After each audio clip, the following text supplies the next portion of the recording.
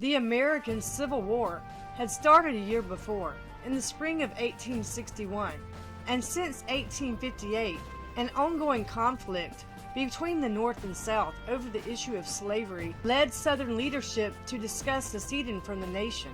By 1860, most of the slave states were publicly threatening to secede if the Republicans, considered to be the anti-slavery party at the time, won the presidency, which it did when it elected Abraham Lincoln, who in April of 1861 issued a proclamation calling for 75,000 soldiers to gear up for war and attempt to subdue the Southern insurrection. The bloodiest 4 years will begin at the Battle of Fort Sumter, where it's still a mystery today as to who fired the first shot. But history would want you to believe, and most likely is correct, that on those Confederate shores and batteries, that Confederate General P.G.T. Beauregard opened fire on the Union-held fort. The Battle of Antietam, also known as the Battle of Sharpsburg, took place the following summer, making it the second year and summer of the war, and was a battle fought between the North and South troops, which took place on September 17, 1862, and the first time on Union soil.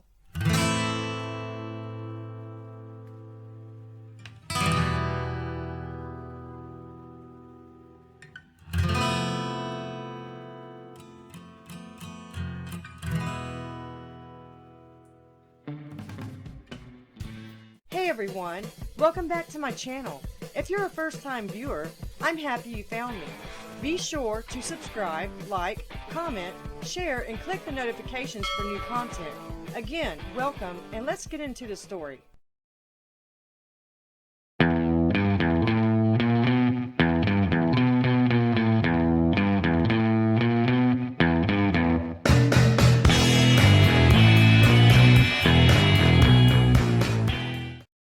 It would be the ultimate goal for General Robert E. Lee's attempt to march into Maryland and advance onward and take the capital in Washington. Also called the One-Day War, this battle lasted for 13 hours and was the bloodiest battle on American soil in American history, leaving 22,000 soldiers dead, wounded, or missing.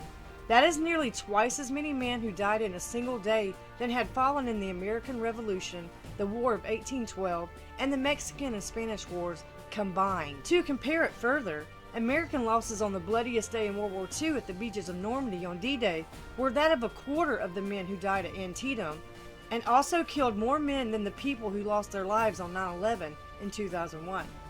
Lee's main objective was to move the fighting out of the South and into the North to eventually capture the federal capital in Washington, D.C. And not only that, but to influence congressional elections in the North and persuade European nations to recognize the Confederacy and become involved in helping the South. But after what Europe saw what happened at Antietam, they decided to back out and refuse to help the South, one of the South's major downfalls in losing the war by 1865. The 1862 battle at Antietam was fought between Confederate General Robert E. Lee's Army of Northern Virginia and Union General George B. McClellan's Army of the Potomac near Sharpsburg, Maryland, and Antietam Creek. After pursuing Confederate General Robert E. Lee into Maryland, Union Major General George McClellan's army launched attacks against Lee's army, who were in defensive positions behind Antietam Creek. At dawn on September 17th, Major General Joseph Hooker's army mounted a powerful assault on Lee's left flank. Attacks and counterattacks between the opposing forces swept across Miller's cornfield, the bloodiest part of the battle and where most men lost their lives that day, leaving the ground soaked in blood when the fighting was over in that particular location. Then, in another bloody battle that day on the Sunken Road, Union attacks against the South pierced the Confederate center, but the Federal advantage was not followed up. That afternoon, Union Major General Ambrose Burnside's men entered the action, pushing back Confederate Georgia sharpshooters who held the stone bridge over Antietam Creek several times, pushing back Union forces. But Burnside's men pushed on and took the bridge, causing the Georgians to retreat, capturing the stone bridge.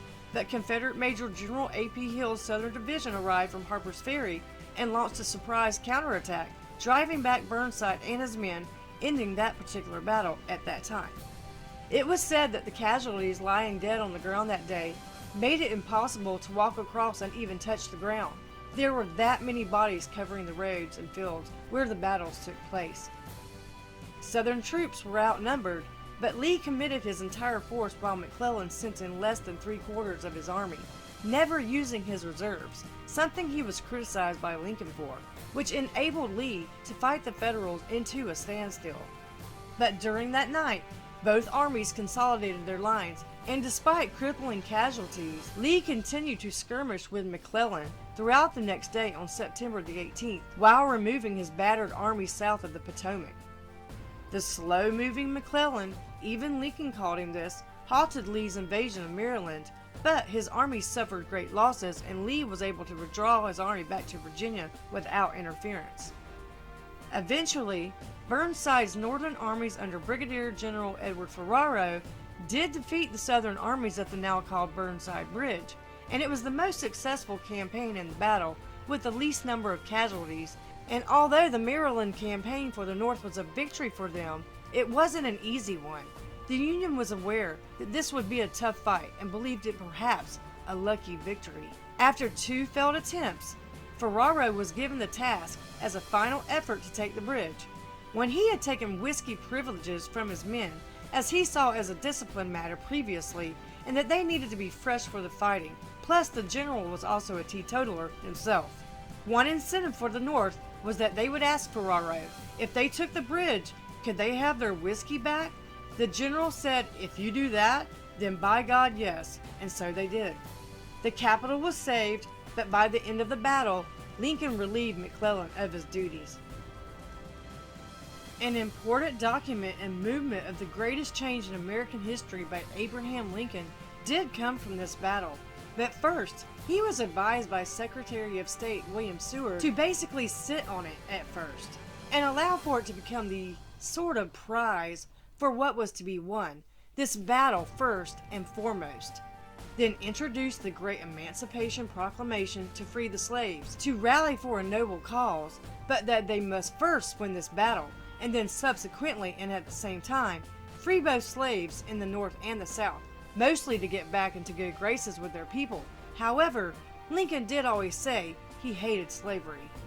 And after the 13-hour war was over and a claimed victory for the North, that is exactly what happened. The way Lincoln saw it, it was a major victory over a one-day battle that wasn't easy against Lee's tired yet steadfast armies, and that the Emancipation Proclamation would forever be tied as the best thing to come from this battle.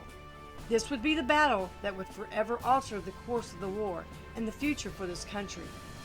I honestly believe that both sides fought bravely and deserve respect for whatever reason, cause, and the freedom of the slaves. It might have taken another 100 years to end oppression of the Jim Crow South and enact the Civil Rights Movement, but it was a short step in the right direction for reparations to begin. It's hard to look at any war with real purpose. Basically, it's just a lot of killing over property, territory, and resources when treaties and resolutions between 2 or more opposing forces can't be met, which is unfortunate. But with this war, even brother fighting brother, and sometimes without choice, for both the whites and African Americans who were drafted. They had their reasons back then, mainly to be told not what to do by a government. They helped to build by choice. When they ratified themselves as states, they felt, if I can vote myself in, I can vote myself out. That was their right, or so they thought. But the best thing to come out of this war was the freedom of the slaves, and the worst, the death tolls and war-torn national destruction and reconstruction. This battle, which only took a day, has so many elements I could go into, but there are a lot of good documentaries about it on YouTube. I actually recommend watching Lincoln and Lee at Antietam, The Cost of Freedom, to get the best information and details about this 13-hour important battle that is part of American history. My main objective in this video is to show you how I visited a cemetery in Marianna, Florida, and stumbled upon a grave of a Civil War soldier who was killed at the Battle of Antietam. I never imagined I would walk up to a grave and see the words, engraved, killed at the Battle of Antietam. This is a big part of history, the bloodiest battle ever fought on American soil in one day, even before many more battles, including Gettysburg. So I was just in awe when I found it. And here is that footage. Okay, so we found another place to come in Marianna, Florida. It's called the Riverside Cemetery. It also says it's a historic tour, so I guess you can take historic tours. It's real pretty. It almost reminds me of the Natchez City Cemetery. Of course, the Natchez City Cemetery still has this one beat hands down, but this is a pretty cemetery. It has really old graves in it. So we're fixing to drive in, and we're gonna walk around and just give y'all a little bit of the people that once lived here in these really old graves like these over here.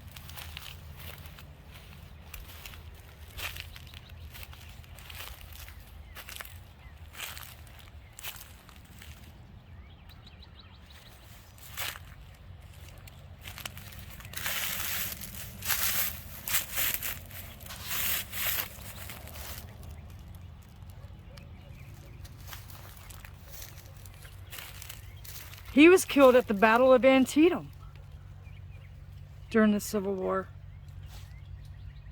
Captain Harris Tillinghast. I could be saying that name wrong, but he died at he was killed at the Battle of Antietam.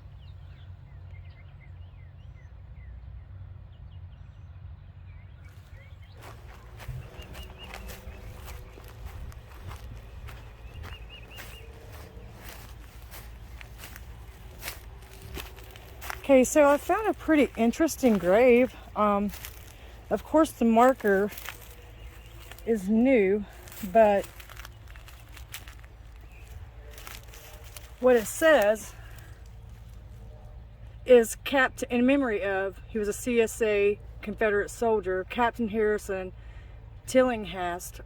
I could be saying the name wrong, but he died, he was killed at the Battle of Antietam.